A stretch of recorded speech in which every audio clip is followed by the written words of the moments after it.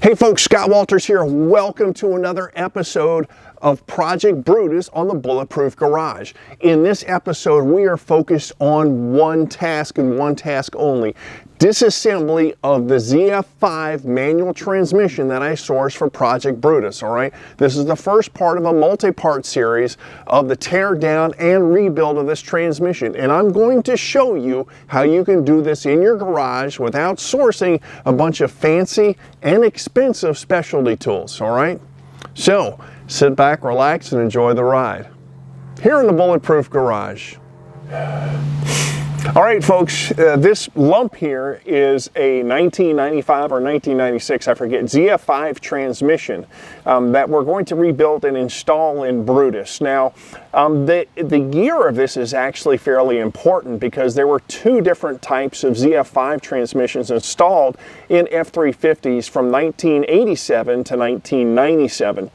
So from 1987 to 1994, they got the ZF5 S47, which was rated for 420 foot-pounds of torque. And then from 1995 to 1997, they got the S547, which was rated at 470 foot-pounds of torque. Now, if you're not sure which one you have, there's a tag right here.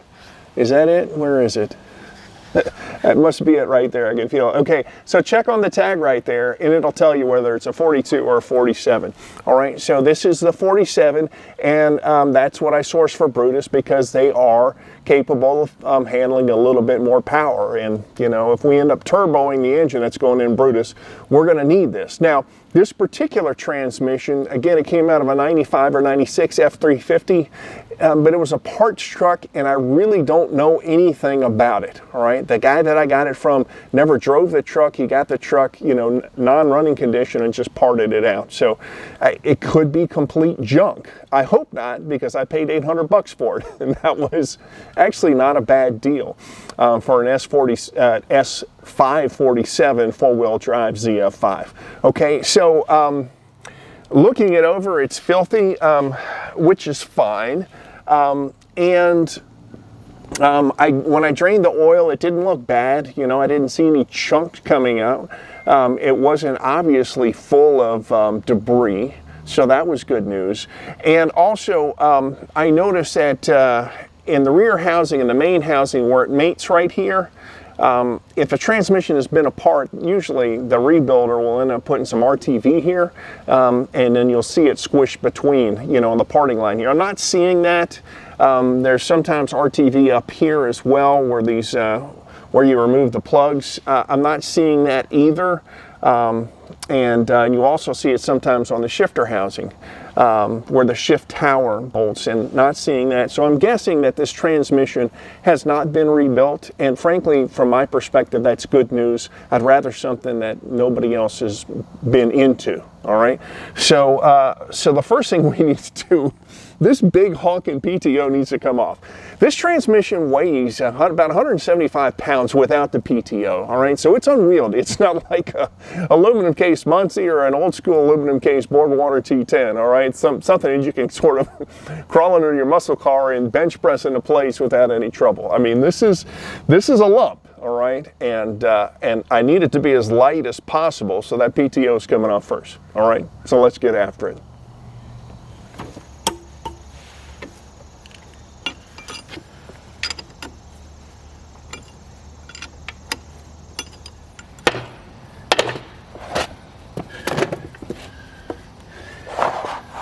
All right, it's part one.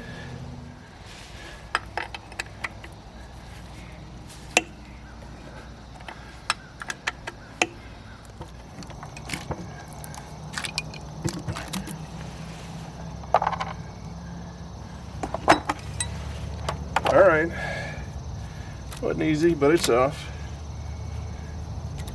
Oh my God. That's a lot of RTV. Oh man.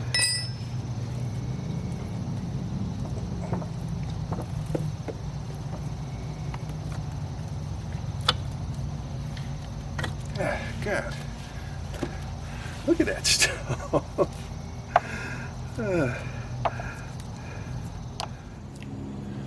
Okay folks, what we have here is the S42 ZF5 transmission from Brutus. So this is a 1987 model. That's the first year for the ZF5 and an F350.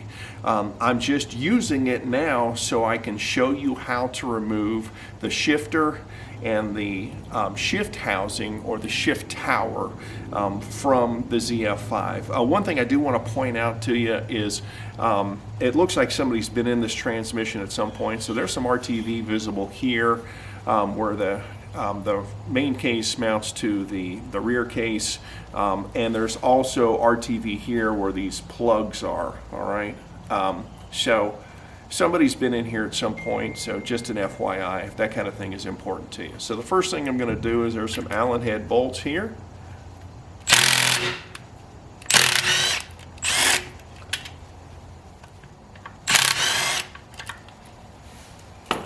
All right, and this slides out.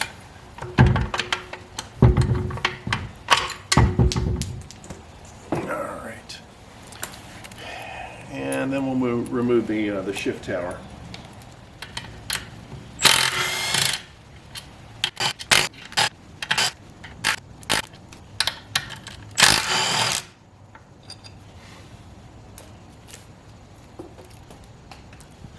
All right, now you'll see right here, there's a spring and a reverse detent that just slide off of the pins right here. All right, so take those out, and that part of the job is done. Again, you'll notice the RTV in here. I've seen sloppier jobs, but again, it's just an indication that somebody was in here at some point. The transmission has likely been rebuilt. All right, next step is to remove the 3 detent spring cups. So there's 1, 2, 3. Of course, there's a special tool for it that I don't have. Yeah, you can sort of pry them out and mangle them and get them out like that. But what I'm going to do is I'm going to go ahead and drill a hole in them and see if I can't pull them out like that.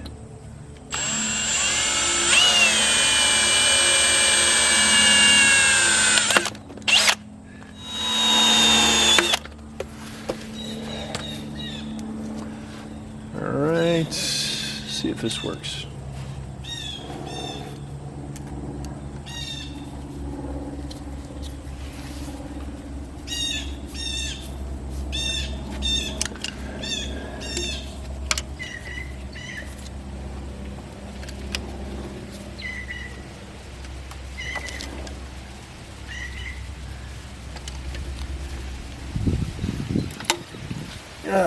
Okay, well, just broke my screw.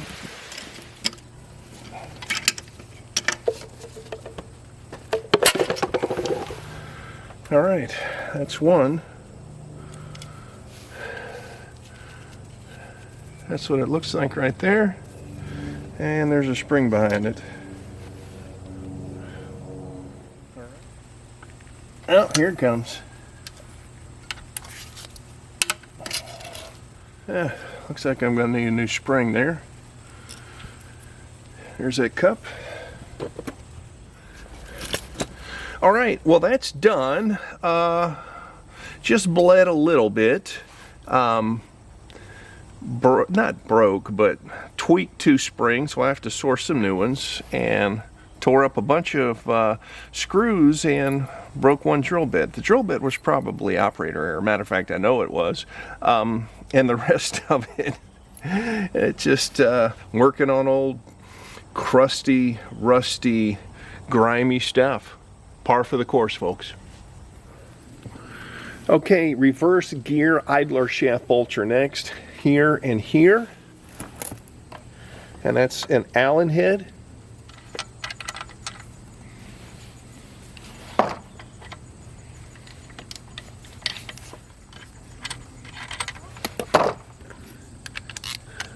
Okay, next up, backup lamp switch right here, 22mm socket. All right, there you go. Okay, now we've got to drive out 2 dowel pins.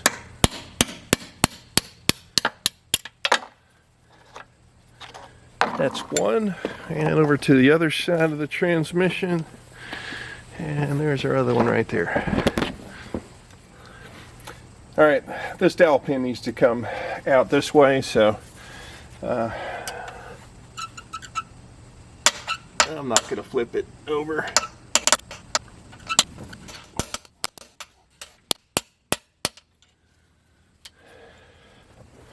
All right, dowel pin's out. Okay, now let's get all these bolts off that connect the main case to the extension housing.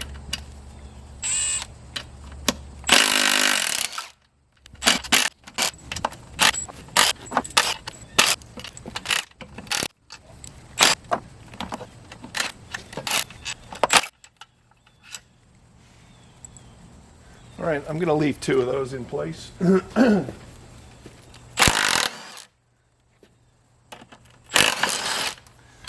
All right, transmission mounts off.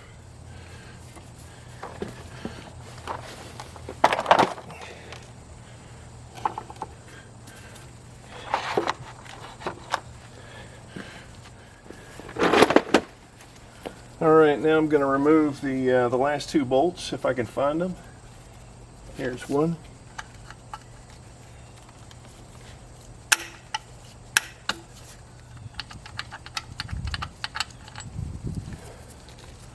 All right, one more on the other side. Okay, those are out.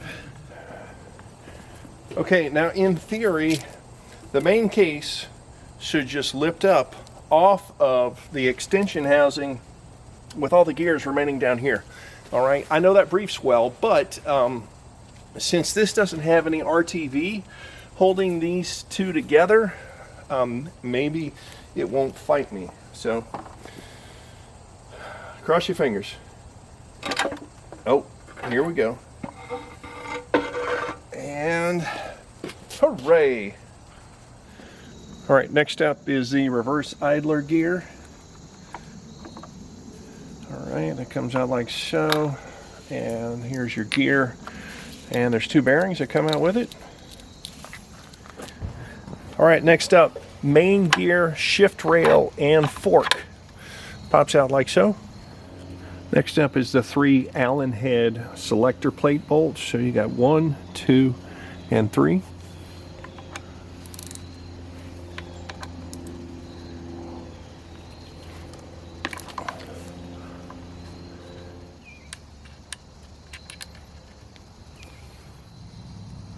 Okay folks, now we're going to separate the, let's see, the main shaft, the counter shaft, and the shift rails from the rest of the transmission, you know, the extension housing down here. So we're going to do that with a little help from a ratchet strap.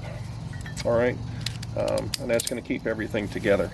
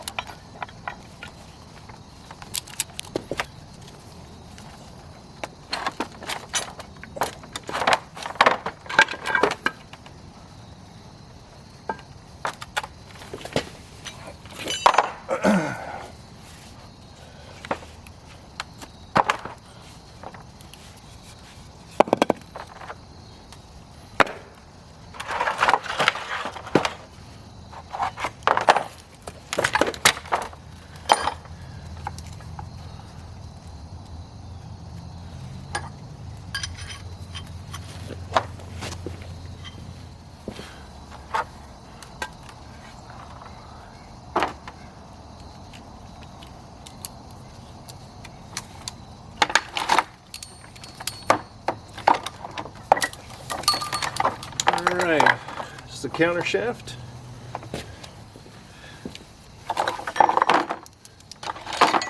and the main shaft.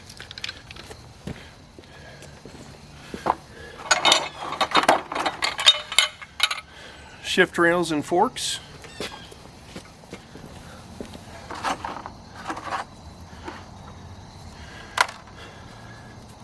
Extension housing. Okay folks, here we go. We are working on the main shaft here. Now we're going to start at this end, and the first thing we're going to do, I want you to, you can look right here, and right here. You'll see some small parts. So there's a spring and there is a ball bearing, and I think the part here is called a pressure piece in the manual. And what happens, so we've got the slider right here, and if I just pull the slider off, these parts are going to go flying. So what I'm going to do is I'm going to wrap it in these towels here, slide it off, and in theory I won't lose any parts. Alright, I heard all three of them release. I hear some parts falling, and here we go. I think I've got everything. Alright, so 3.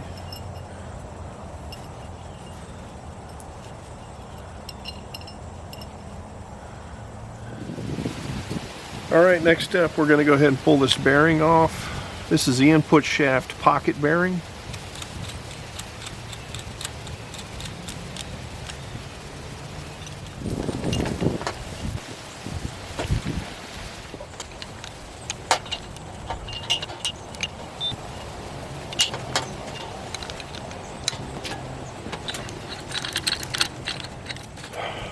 Alright folks, here we go. We've got a Harbor Freight puller here, a bearing puller on the input shaft pocket bearing.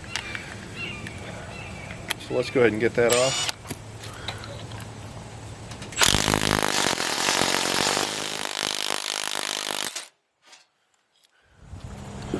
Alright folks, now we are going to work on the 3/4 synchronizer body, alright? And we are going to have to use a puller to get that off. Now the first thing, this snap ring needs to come off.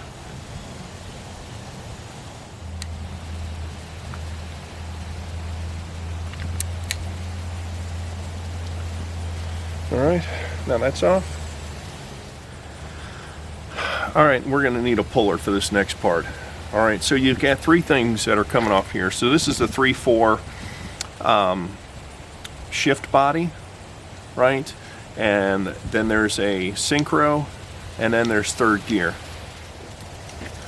Alright, I've just got a generic 6-inch puller here. Alright, now you can see where I've got the puller positioned.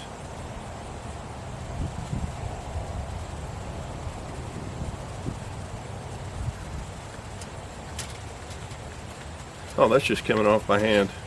Okay, that was easy. I may have been able to pull that off by hand. Alright, here we go.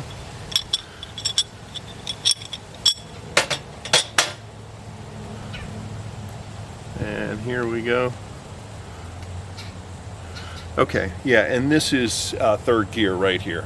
Alright, so you've got third gear, you've got a synchro, and you've got the 3/4 shift assembly, and you've got, let's see, yeah, and you've got this bearing as well.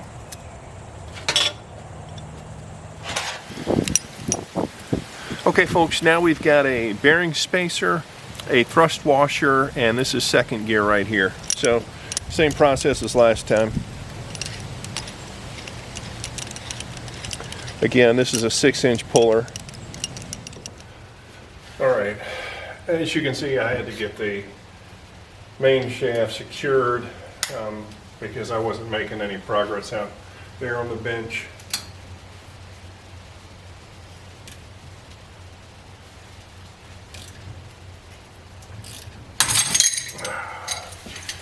And I'm still not making any progress.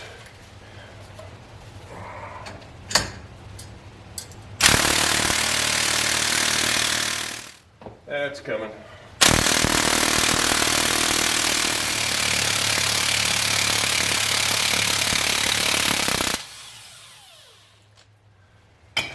Man, there is no way that I expected it to be that dadgum difficult to get that off.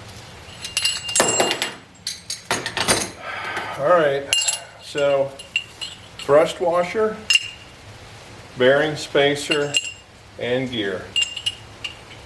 And got a bearing underneath. Man, that was tough. Alright, looks like we got to take another slider off next. If you'll notice, These are copper, and that's what's protecting the main shaft from getting gouged by the vise. All right.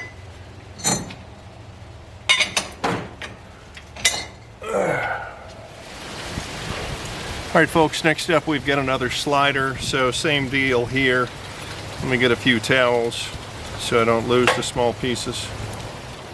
Oh, yeah, there's the synchronizer first, then the slider.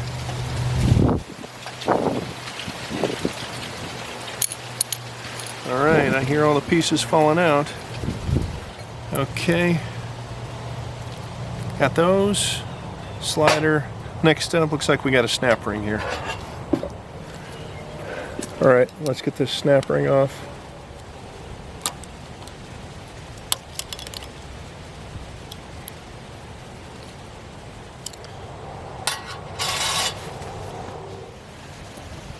Okay, folks, next up is the synchronizer body and first gear.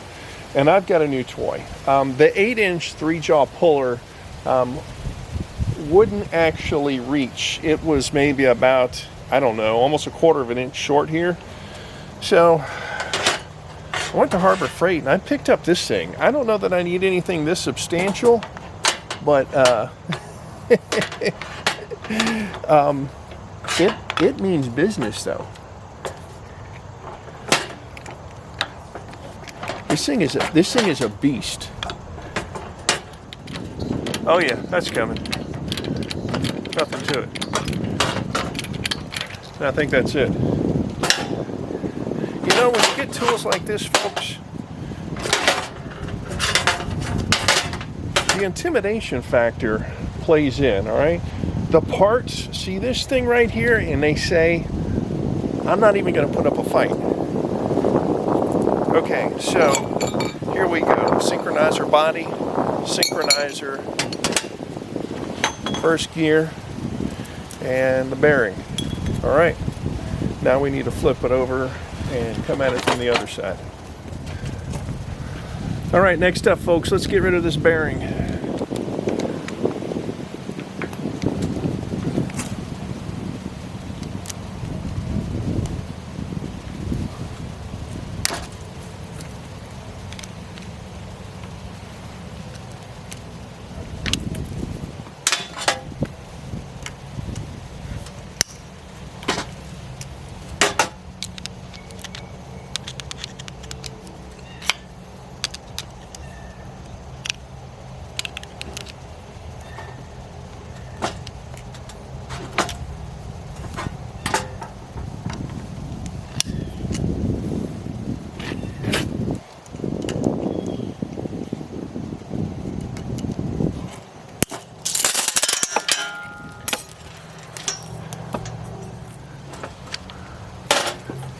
All right, there's another snap ring here.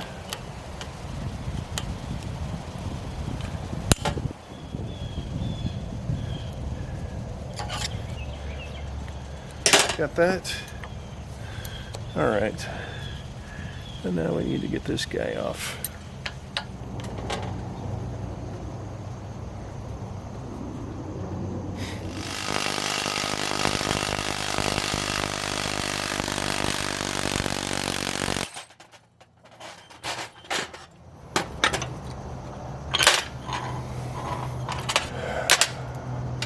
All right, there's the gear, all right, and you've got a split bearing here and another synchronizer, and behind that is another slider.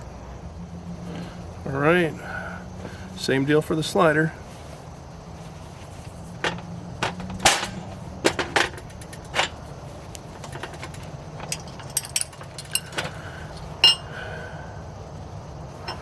All right, there's the slider, and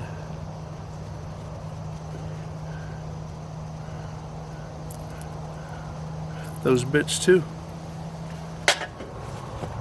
Okay, next up, snap ring.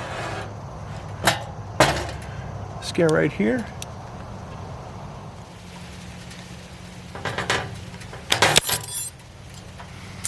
All right, that's done. All right, the jaws of my pullers aren't long enough to reach from here to here, so let's just try an alternate method to get this gear and the synchronizer body off.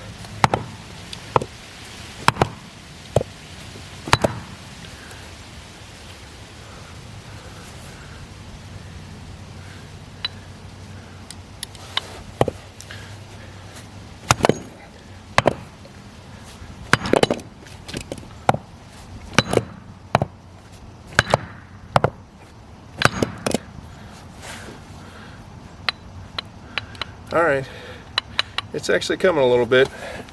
You just need to beat on something that's softer than your main shaft, which is just about anything.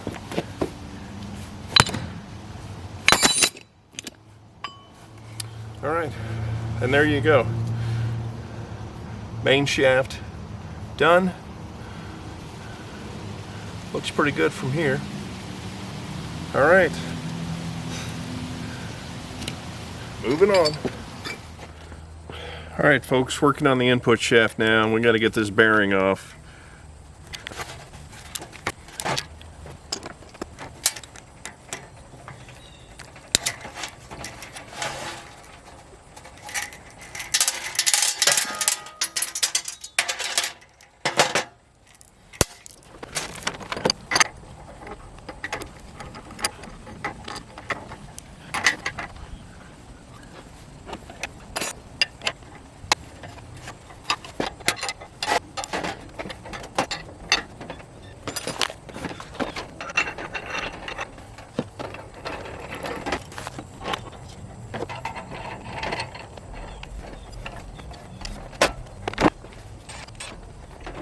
All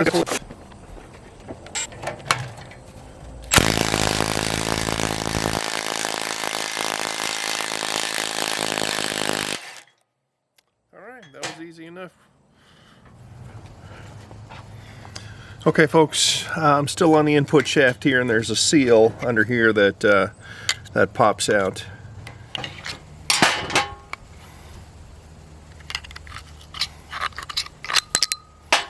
All right, there goes that. All right, folks, we are working on the counter shaft here, and same drill. Let's go ahead and pop these cages off.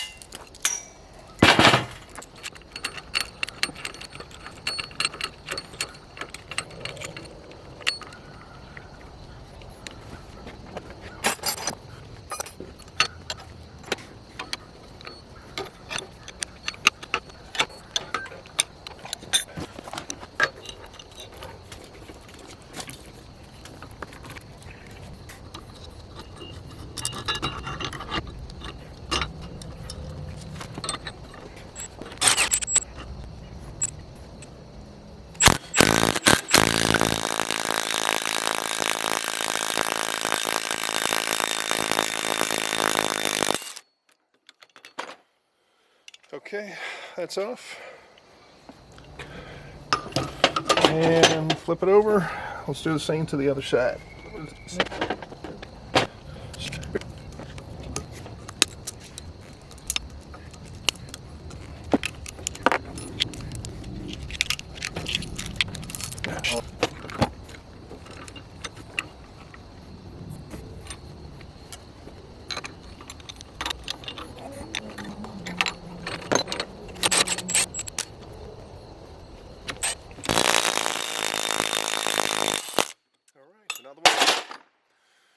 Another one bites the dust.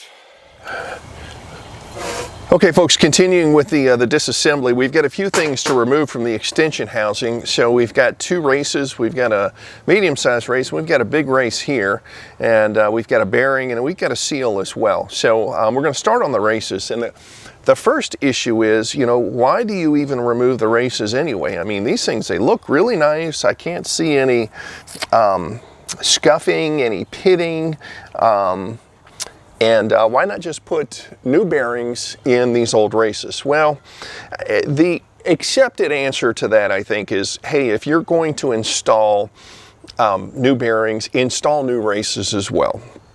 One of the issues is that the wear, you're not necessarily going to be able to see that, all right? And another thing too is that these are ground on a specific angle. And if the angle of the bearing and the angle of the race is just off by a hair, that's going to give you problems, all right? So again, new bearings, new races. So let's get after that. So, okay folks, what we've got here, two different tools. We've got a slide hammer attached to basically a race puller, a bearing race puller, all right? So how this works is as you screw this, as you tighten this right here, you can see that's going to spread the legs apart. So it's going to work for bearings of different inside diameters. And again, this slide hammer is kind of a smaller one, but we'll see if it has enough guts to pull this out. Now, the actual casting, if you can see, has some slots. There's a slot here, and a slot here for the race puller to fit in. So what I'm going to do is I'm just going to go ahead and get it in place and tighten it down. All right, there. Okay. Now that is in there. So let's see if it'll pull it. Okay folks, I got the bigger slide hammer out. The little one didn't seem to be moving that very much.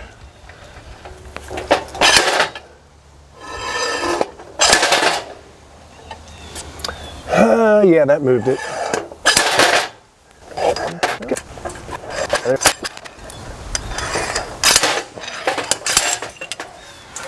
Okay, and there you go. Okay, there are no slots in the casting here on this particular race, but there's enough room to get the puller behind the race, all right? So let's go ahead and get that in place and get it pulled out.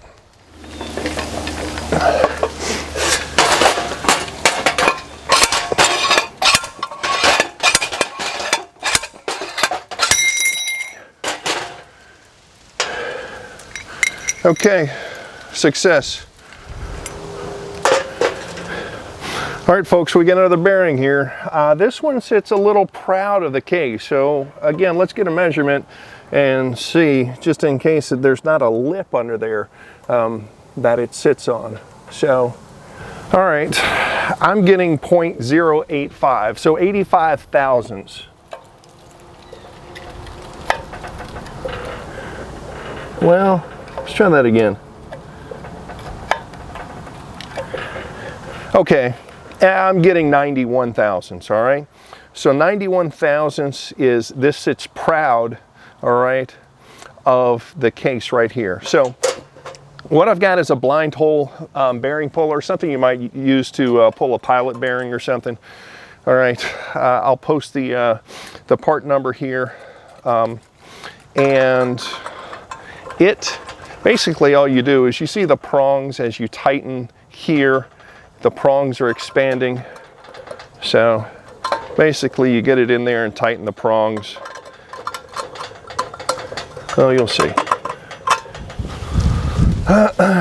Okay, see if that'll come out.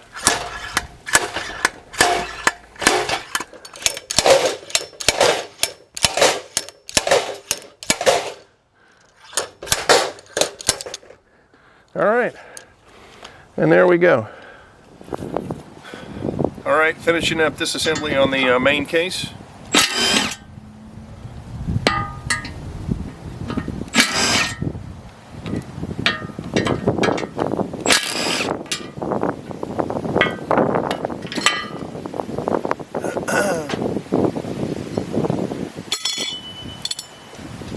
All right, there's a seal right here. All right, lip obviously goes to the inside of the transmission. let's go ahead and drive that out with got a screwdriver handy.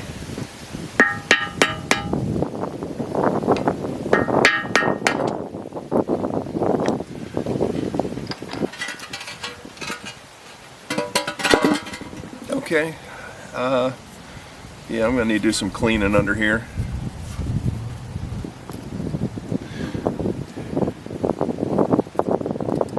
Again, the lip, that part, the lip faces in. All right, counter shaft, race first, same drill as before.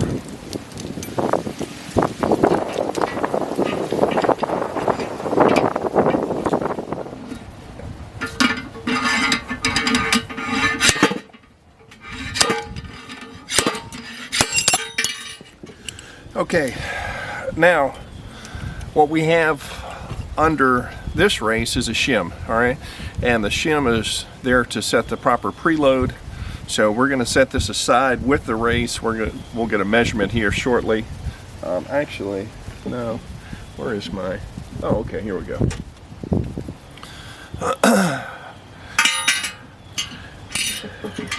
Okay, so first shim and the one for the counter shaft is, I'm getting 62.5 thousandths. Well, let's see. Now that's 63 thousandths, okay?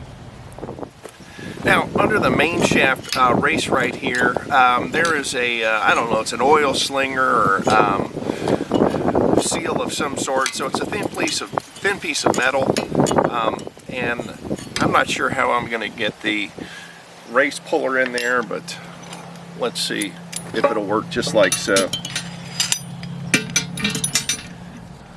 Alright, it looks like my race puller is going to need to go under that. So I think I'm going to have to bend that up.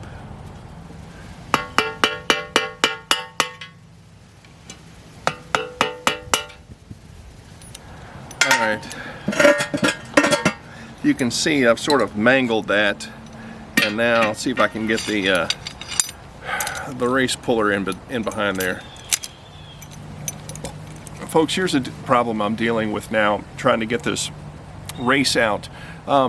This lip right here, I cannot get that behind the brace or under the brace. There's not enough room. So what I could do is I could potentially just grind off some of the material here and see if that'll give it enough room to get back there. But I'm going to change tactics here, and I'm going to use this guy on the slide hammer because I can get that behind there. So let's see if I can move that race out a little bit at a time.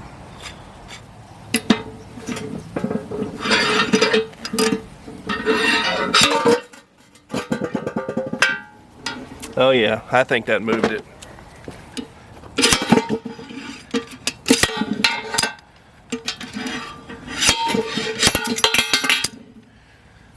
Okay, so yeah, here's the piece I had to mangle. We got another one in the rebuild kit. Again, another Koyo race here. And again, you've got a shim back here.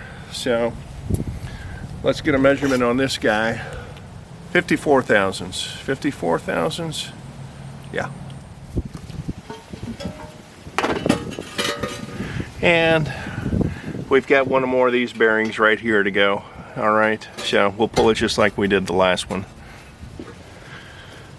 Okay, folks, one other thing to show you is this magnet right here. So it just slides out. Obviously, what you want to do,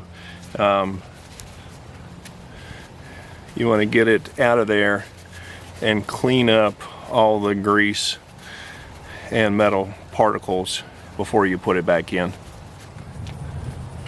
Okay, folks, next we're getting these shifty tents out. These take a little finagling to get out. I'm having to use magnets and all sorts of stuff because they get kind of hung up in the bores here. But I'd like to get them out so I can clean them up and so I can clean the bores out so they don't give me trouble later on. All right. There's a second one. One more to go, and the last one seems to be in there pretty good. All right, folks, I finally got the last detent out, so I'm just going to hit the bores with a little brake cleaner and a bore brush. You don't want any debris in there, those things getting hung up. All right, folks, that is a wrap for this episode of Project Brutus on the Bulletproof Garage, all right? Be sure and check out the next episode where we go ahead and put this transmission back together. All right, now I need to ask you for 2 favors. 1, please hit the like button, all right? And 2, please hit the subscribe button. I really appreciate it. And folks, as always, thanks for watching, and we'll see you next time on the Bulletproof Garage.